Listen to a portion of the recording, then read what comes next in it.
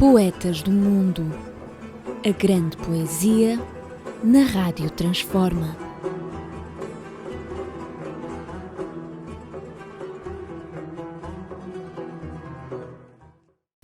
Então, mais uma vez, aqui estamos, Marival Lima e Fernanda Queiroz, em mais um programa da radiotransforma.net, Poetas do Mundo.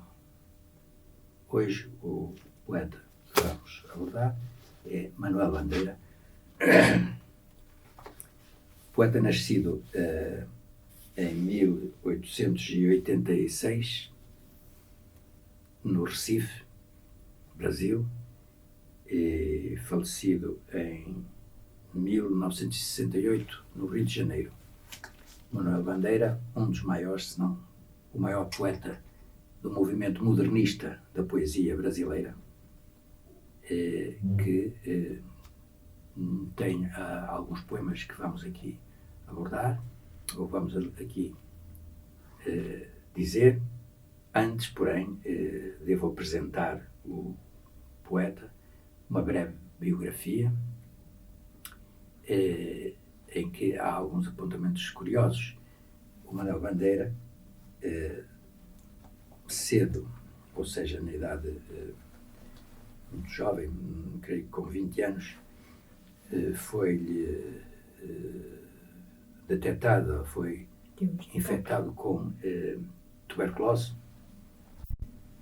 A tuberculose foi uma epidemia, aliás, uma pandemia que ocorreu no mundo e matou muita gente, milhões de pessoas,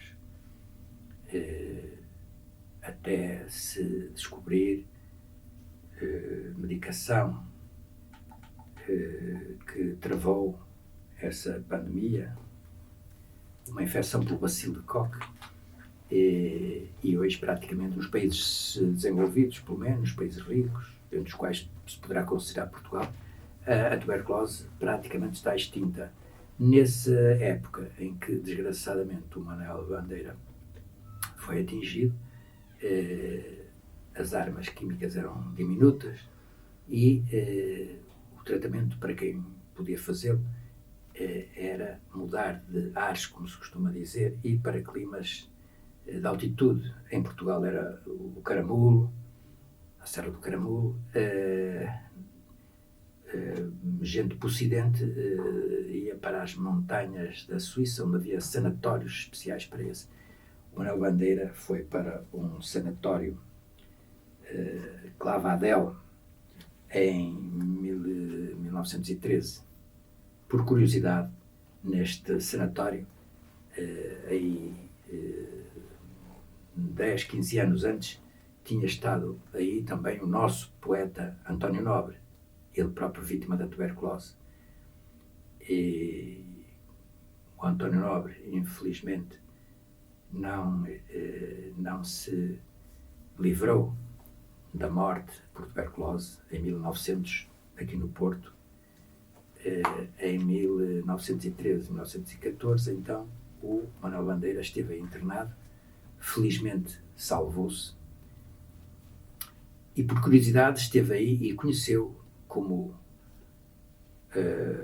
companheiros do infortúnio nesse sanatório, conheceu duas personagens que se haveriam de tornar importantes, cada uma por seu motivo, importantes e conhecidas mundialmente. Uma delas era um jovem que ele descreve, o Manuel Bandeira descreve como sendo realmente um jovem bem parecido, alto, de olhos azuis, que tinha por nome Paul Eugène Grindel. E havia uma outra personagem que haveria de tornar-se mais tarde conhecida, que era uma jovem russa que se chamava Helena Diakonova. Mais tarde cartearam-se. O Paul, quando o Manuel Bandeira foi para o Brasil, carteou-se com ele e avisou-os: olha, daqui para a frente vou começar realmente a minha minha publicação, que espero seja de sucesso, e efetivamente foi sucesso mundial. E vou passar a chamar-me, dizia ele, vou ter o pseudónimo de Paul Éluard. Portanto, o Paul Éluard, que, entretanto, namorava e acabou por casar com a Helena Diakonova, que passou mais tarde a ser conhecida mundialmente exatamente pela Gala, mulher do Dalí. E, de resto, tiveram uma vida muito curiosa, não? Enfim, excêntrica, super excêntrica, porventura, talvez, dentro do quadro das patologias, se metermos estas extravagâncias na patologia. É que realmente a Gala passou a viver concomitantemente com o Dalí, com quem mais tarde, portanto, se casou, divorciou-se ou separou-se do Paul Éluard. Mas houve uma temporada larga, passaram a viver os três, o Paul Éluard, o Dalí e a Gala. O Dalí teria talvez um distúrbio que hoje se classifica nas parafilias. Bom, passando à frente, viveram harmoniosamente. Mas isto para voltar outra vez ao Manuel Bandeira, que entretanto se salvou e viveu uma longeva idade, ao contrário daquilo que seria expectável, viveu uma longeva idade. No entanto, sempre marcado por este ferrete indelével da doença, que deixou ficar várias mazelas. Por exemplo, o sentimento da fragilidade, o sentimento da contingência da própria vida. E ensinou, como ele diz, a doença, porém, tornou-me paciente e ensinou-me a humildade. A humildade, neste sentido etimológico do termo. Humilde significa da terra, do chão. O humilde, o humus. O humus é a terra. A humildade vem de humus. E, portanto, o sentido da humildade. Enfim, do sentido final da terra. E realmente ele sempre viveu neste espectro. E a poesia dele, obviamente, que se plasma, ou nela se plasma, este ideário, digamos assim, ou este ponto de vista em relação à vida. Talvez eu até lesse aqui já um poema dele, em que isto se verifica, toda esta tristeza, a tristeza com que ele encarava a vida. Um poema que se chama A Estrela. Vi uma estrela tão alta, vi uma estrela tão fria, vi uma estrela luzindo na minha vida vazia. Era uma estrela tão alta, era uma estrela tão fria, era uma estrela sozinha, luzindo no fim do dia. Porquê da sua distância para a minha companhia? Não baixava aquela estrela, porque tão alto luzia? E ouvia, na sombra funda, responder que assim fazia para dar uma esperança mais triste ao fim do meu dia.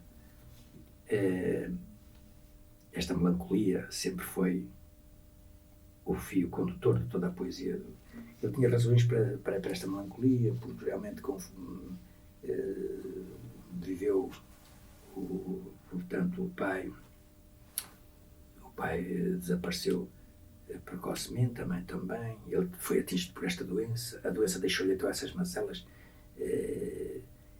Creio que parece que ele terá sofrido de infertilidade causada precisamente pela tuberculose, que é uma das sequelas que dá na mulher.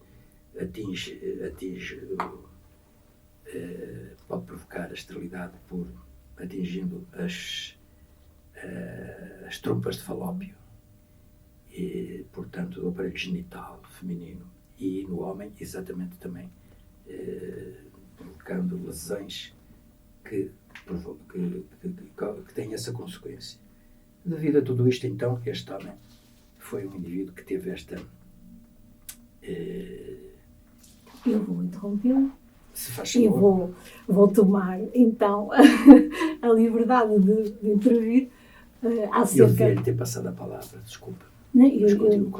nós temos realmente que nos ouvir.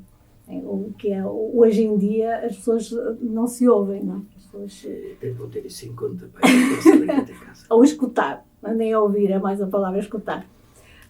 Ainda referente, isso eu encontrei, e também de alguma forma relacionado com o Mário, provavelmente isto deve fazer algum sentido, um poema de Manuel Bandeira, que nessa sua fase crítica, em que ele passa por uma situação clínica mais debilitada, e o poema chama-se Pneumotórax. Pneumotórax. Perdão. Febre, hemoptise, dispneia e suores noturnos. A vida inteira que podia ter sido e não foi. Tosse, tosse, tosse. Mandou chamar o médico. Diga 33. 33. 33. 33. Respire. O senhor tem uma escavação no pulmão esquerdo e o pulmão direito infiltrado. Então, doutor, não é possível tentar um pneumotórax? Não. A única coisa a fazer é tocar um tango argentino. Isto é uma homenagem ao Mário, porque sei que é um dançarino de tango argentino. Então agora enfrentei esta gente toda que nos ouve agora. E também é médico. Revelei um segredo. Faria tudo. O Manuel Bandeira também provavelmente gostou de fazer esta introdução. Bem, então, continuando, depois de todas estas frustrações, ou defrontando-se com todas estas frustrações e este descontentamento existencial, o Manuel Bandeira fez um poema que realmente é espantosamente bonito e é aquele que talvez seja dos mais emblemáticos, que tem este título, Vou-me embora para Passárgada. Este poema tem este título. Passárgada era uma cidade, foi a capital daquilo que teria sido a Pérsia nessa altura, no tempo de um imperador que era o Ciro II, que mandou fazer Passárgada, que era uma imponente capital, como os imperadores pretendiam manifestar exatamente o seu poder terreno. E então, neste momento, isto é não sei quantos séculos antes de Cristo, desde há muito, Passárgada é uma ruína, faz parte do património da humanidade, mas é uma ruína. E Passárgada aqui é um símbolo, enfim, é uma expressão simbólica. E esse poema diz assim: vou-me embora para Passárgada, lá sou amigo do rei, lá terei a mulher que eu quero, na cama que eu escolherei. Vou-me embora para Passárgada, aqui eu não sou feliz, lá a vida é uma aventura de tal forma inconsequente que Joana, a louca de Espanha, rainha e falsa demente, venha ser contraparente da nora que eu nunca tive. E como farei ginástica, andarei de bicicleta, montarei um burro bravo, tomarei banho de mar, subirei um pau de sebo, e quando estiver cansado, deito na beira do rio e mando chamar a mãe d'água para me contar as histórias de quando eu menino, Rosa vinha-me contar. Vou-me embora para Passárgada. Em Passárgada tem tudo. É outra civilização. Tem telefone automático, tem um processo seguro de impedir a concepção, tem alcaloide à vontade, tem prostituta bonita para a gente namorar, E quando estiver mais triste não tem jeito, quando de noite me der vontade de me matar, lá sou amigo do rei.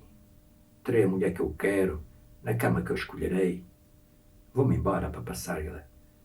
É este o poema que simboliza um devaneio de sair de uma vida de frustração, ou uma vida de descontentamento, uma vida de profundas limitações e sonhar com variedíssimas coisas. A cidade dos delícias. Exato. É uma cidade, todos nós sonhamos Sim, com essa cidade. exatamente. Não é? Todos, ora bem.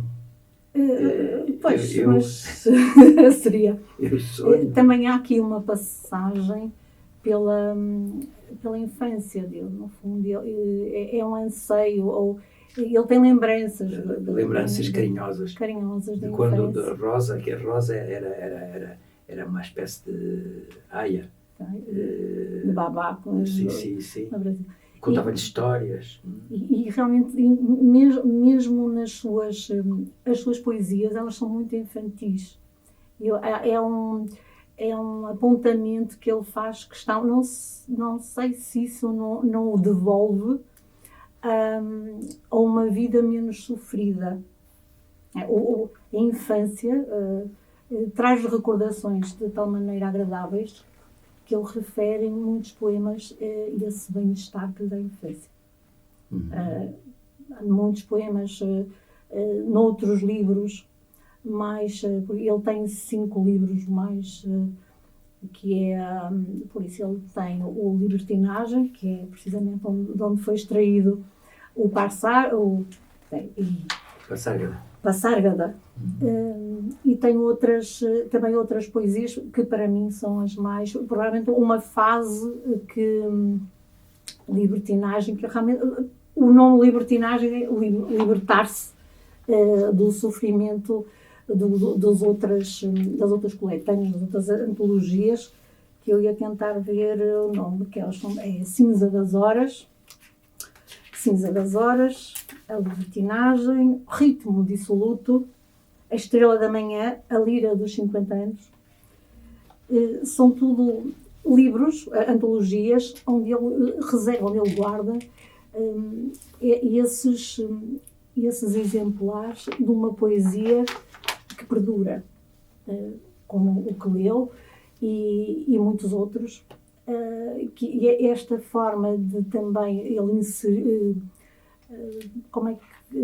explicando do que eu consegui ler, os conteúdos têm muito a ver com essas fases da vida, inclusive, e a infância está sempre retratada de uma forma, conforme as fases da vida, de uma forma irónica. Estava-me a lembrar, por exemplo, o poema dos sapos, quando ele foi convidado para fazer parte da Academia das Artes em 1922, no Salão de Arte Moderna, e realmente ele não compareceu, mas enviou um poema muito irónico, muito alusivo, que tinha a ver com os sapos, onde ele referenciava, onde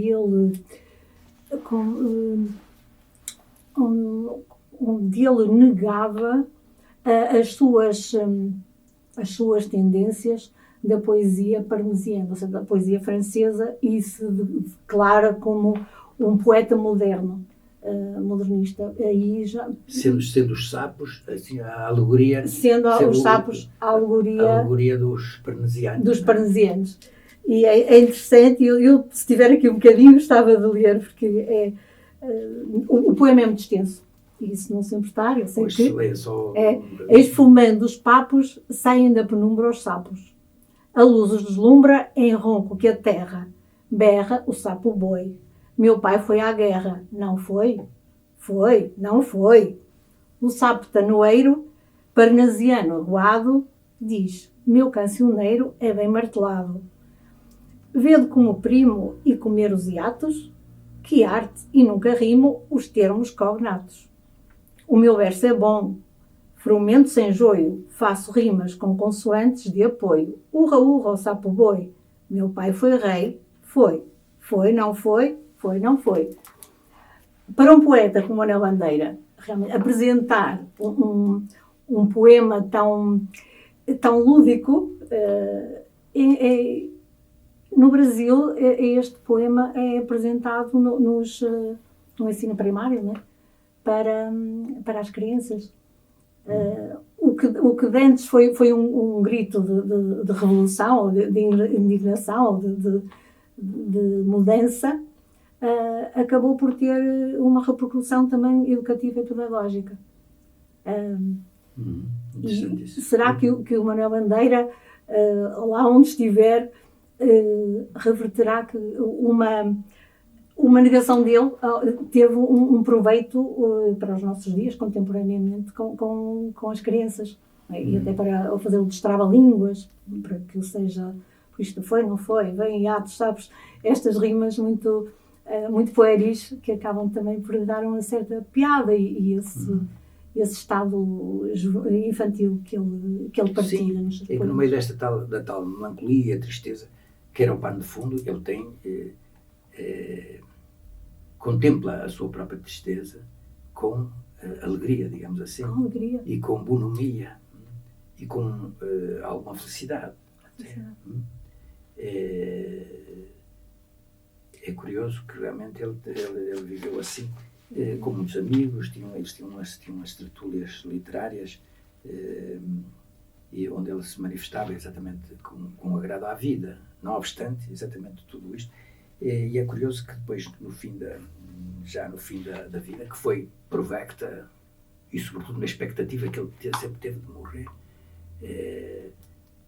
portanto, ainda há pouco, a falar a propósito da vida amorosa do Manuel Bandeira, alguém nos contou que realmente, portanto, ele teve uma namorada holandesa, essa namorada com quem nunca se casou. E porquê que ele nunca se casou, dizia ele, que realmente a expectativa de vida dele seria deixar uma viúva, digamos assim, e foi-se arrastando assim.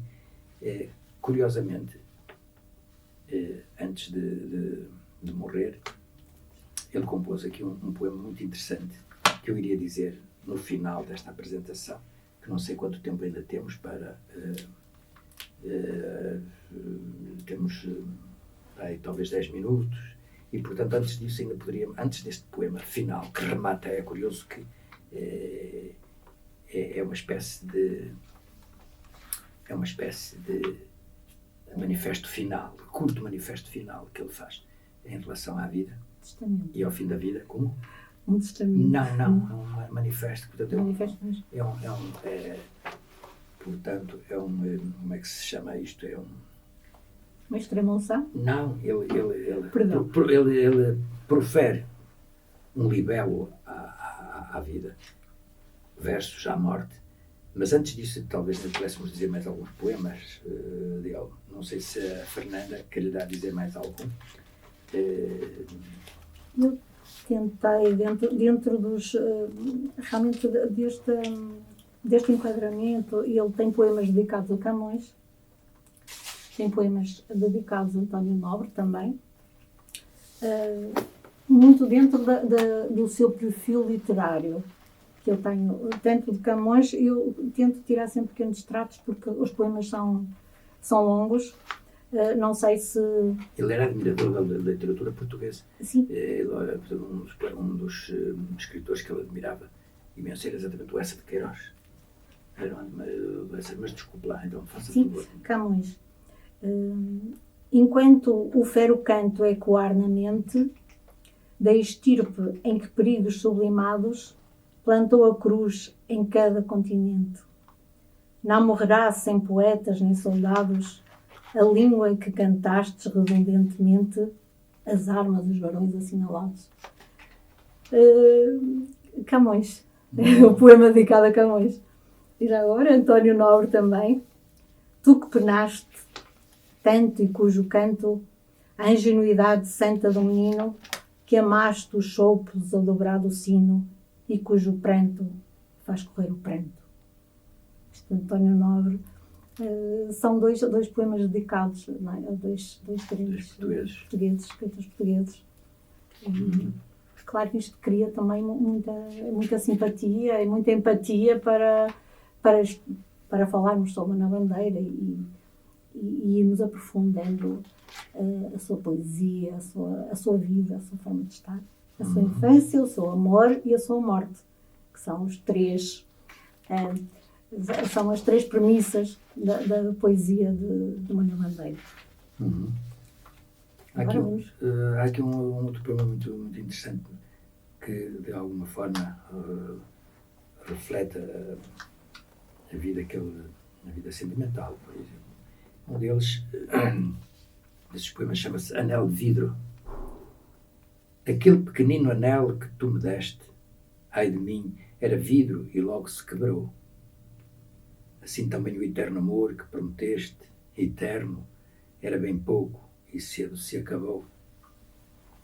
Frágil penhor que foi do amor que me tiveste, símbolo da afeição que o tempo aniquilou.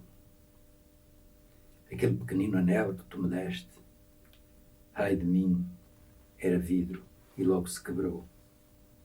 Não me perturbou, porém, o despeito que investe, gritando maldições contra aquilo que amou. De ti conservo no peito a saudade celeste, como também guardei o pó que me ficou daquele pequenino anel que tu me deste. Portanto, um poema intimista, reportando este facto pessoal que ele o compromisso, não é? O não ter vivido realmente o romance, não é? Provavelmente poderia ser mais uma das suas inspirações para libertar alguma emoção menos agradável ou mais melancólica, porque a melancolia está sempre presente nos poemas. É curioso então que este indivíduo, à medida que foi vivendo e que se aproximou à finitude, que ele próprio se comprazia pelo facto de ser longeva, num poema chamado A Morte Absoluta, manifesta aquilo que é a atitude dele quanto ao futuro do nome dele na terra por onde passou. E então este poema que se chama A Morte Absoluta, e que diz assim: morrer de corpo e de alma, completamente. Morrer sem deixar o triste despojo da carne. É a exangue máscara de cera, cercada de flores, que apodrecerão, felizes, num dia. Banhada de lágrimas, nascidas menos da saudade do que do espanto da morte. Morrer sem deixar, porventura, uma alma errante a caminho do céu. Mas que céu pode satisfazer teu sonho de céu? Morrer sem deixar um sulco, um risco, uma sombra, a lembrança de uma sombra em nenhum coração, em nenhum pensamento, em nenhuma epiderme. Morrer tão completamente que um dia, ao lerem o teu nome num papel, perguntem: quem foi? Morrer mais completamente ainda, sem deixar sequer esse nome. É um sentimento assim de um apagamento, um apagamento total.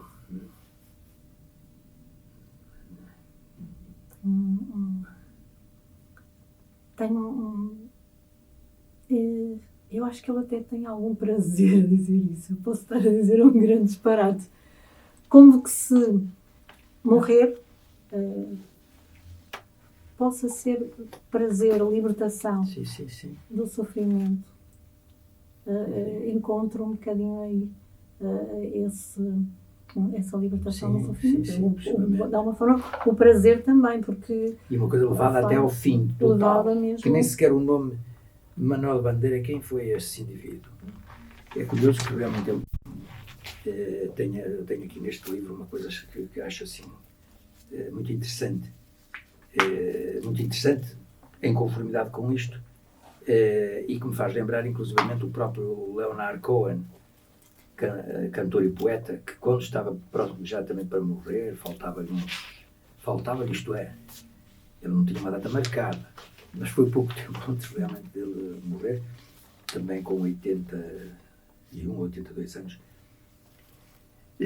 Este indivíduo, creio que gravou um último CD, e uma das coisas que ele canta, salvo erro, ou pelo menos isto vem referenciado, sei que ele pronunciou isso, não sei se foi em canção, se foi num prólogo de qualquer coisa, uma das coisas que ele disse, é que ele dizia assim: Senhor, estou pronto, chamai-me quando quiseres, ou seja, possivelmente ele seria então um crente numa entidade sobrenatural, chamada Deus, possivelmente, e então ele dizia: estou pronto, já estou pronto. E então aqui o Manuel Bandeira, curiosamente, tem aqui uma coisa comovedora,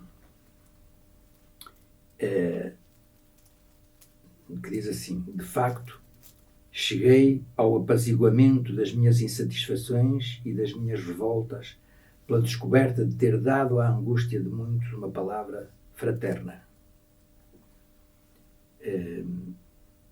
Portanto, ele sente, apesar de tudo isto, que deu a alguns, mitigou a angústia de muitos com uma palavra fraterna. Agora a morte pode vir, e essa morte, que espero desde os 18 anos, tenho a impressão que ela encontrará, como em Consoada é uma coletânea de poemas dele, ou é um poema dele. Tenho a impressão que ela encontrará, como em Consoada está dito, a casa limpa, a mesa posta, em cada coisa em seu lugar. Isto é de uma serenidade, enfrentando realmente esta realidade que todos nós ocultamos, então sobretudo a cultura ocidental atual, sobretudo atual, não fala da morte, não esconde a morte, desconhece a morte. As pessoas não têm tempo sequer para pensar nisso. Uma coisa curiosa é que há dias há um sítio numa cidade, numa pequena cidade de província, em que aqui no Porto acho que isso não existe, mas nas pequenas cidades de província existem 3 ou 4 sítios em que existe um escaparate com o obituário local, quem morreu na cidade e no concelho, e está ali para as pessoas habituarem. E é curioso ver a quantidade de gente que passa e olha, ninguém para. Há um ou outro que para. Há um sítio que eu de vez em quando gosto de estar ali, também não tenho mais que fazer, e estou por ali a ver, a olhar. Isto podia ser uns apontamentos interessantes para um poema assim de Manuel Bandeira, a olhar e vejo que realmente só de vez em quando é que aparece um ou outro, vai lá ver quem é que morreu.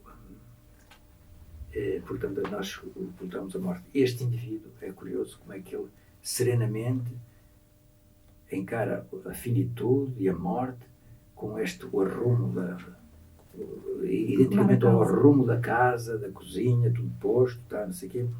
Pode vir, como diria o Leonard Cohen. Sim. Não sei se quer dizer mais alguma coisa, ou terminamos. Temos, para terminar, eu gostaria de ler o último poema, que foi do primeiro livro de poesias, Cinza das Horas, que foi em 1917, e o poema é O Desencanto. E o poema é: eu faço versos como quem chora, de desalento, de desencanto. Fecha o meu livro, se por agora não tem motivo nenhum de pranto. Meu verso é sangue, volúpia ardente, tristeza esparsa, remorso vão. Dói-me nas veias, amargo e quente, cai gota a gota do coração. E nestes versos de angústia rouca, assim dos lábios a vida corre, deixando um acre sabor na boca. Eu faço versos como quem morre. É tão bonito, tão bonito. Emotivo. É emotivo e leva-nos mais uma vez o motivo do poeta é mostrar-nos a morte também. Todos os poetas fazem uma pintura, ou seja, uma poesia sobre a morte. E nós devemos ler poesia, devemos ler poetas, porque nós temos que realmente ver a morte como algo belo também. Algo escrito. Nós não queremos escrever. Nós queremos só viver muitos anos, mas não queremos escrever uma história bonita. E então ficamos por aqui. Ficamos. Encerramos mais Estamos na hora. esta sessão de Poetas do Mundo, radiotransforma.net.